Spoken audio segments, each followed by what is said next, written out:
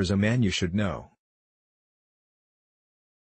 He was an extremely intelligent man who worked on Wall Street for most of his life until he moved to Florida and opened up his own business. He had a strong personality and a generous heart.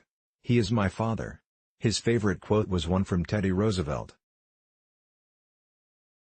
It goes like this: "It is not the critic who counts, not the man who points out how the strong man stumbles, or where the doer of deeds could have done them better. The credit belongs to the man who is actually in the arena, whose face is marred by dust and sweat and blood, who strives valiantly, who errs, who comes short again and again, because there is no effort without error and shortcoming, but who does actually strive to do the deeds, who knows great enthusiasms, the great devotions, who spends himself in a worthy cause, who at the best knows in the end the triumph of high achievement, and who at the worst, if he fails, at least fails while daring greatly, so that his place shall never be with those cold and timid souls who neither know victory nor defeat."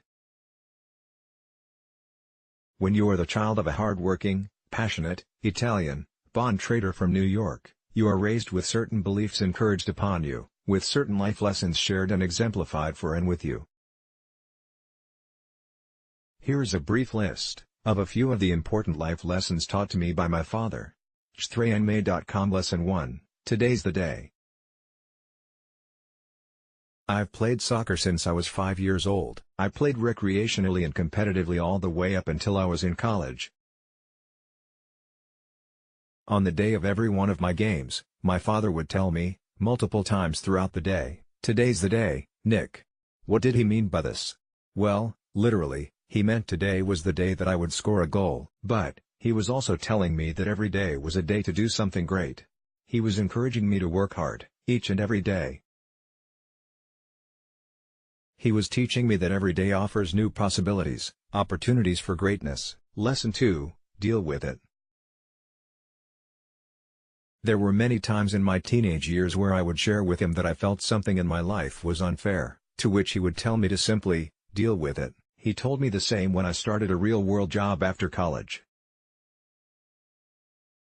"Oh, you didn't get any instruction from your supervisor, deal with it. You messed up an answer in your interview, deal with it. Law school is hard, deal with it. I don't like your boyfriend who is 8 years your senior, deal with it." This was his rule, either deal with it or get over it. And you know what? He was right.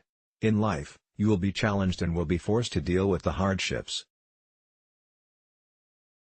By dealing with the obstacles, and getting over the fact that they were put there in the first place, you actually get through it. Funny how that works, right? Lesson 3, Take chances. My father didn't always tell me to do this verbally, but rather modeled this for me, by how he chose to handle business matters.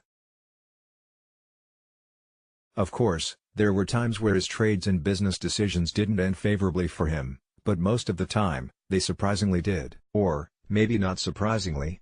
My father took risks after researching and studying and doing his due diligence. In addition to such, he followed his intuition and his gut. The point is that his behavior and mannerisms, with regard to work, taught me that if you want to win big, you have to take chances, because if you don't, you will miss out on the possibility of greatness. He would agree with the contention that if something scares you, that's probably a good thing. Why?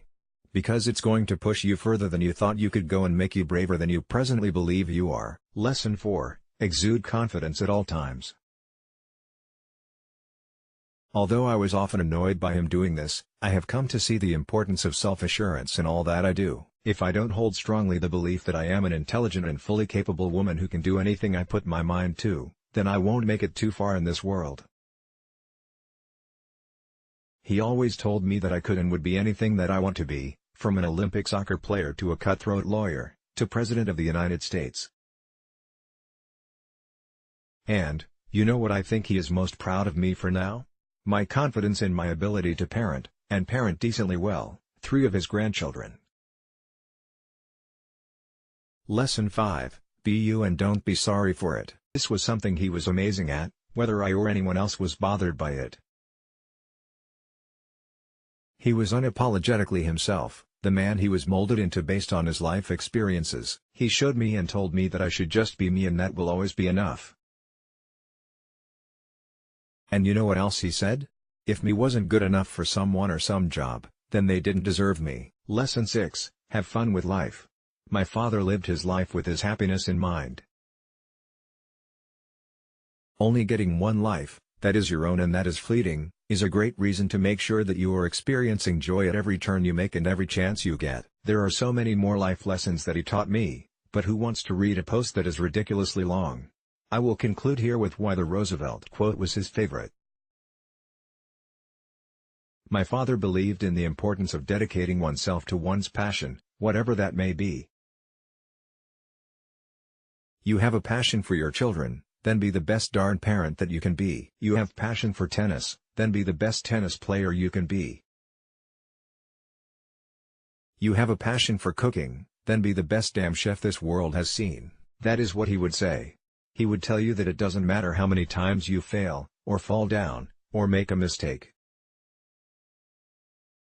What will forever count and be respected, admired, and remembered about you, is the effort that you put in and your willingness to lose yourself in your passion. You will have ups and you will have downs, but what is worse than the instability of your journey, is not making the journey at all, and he would never encourage that.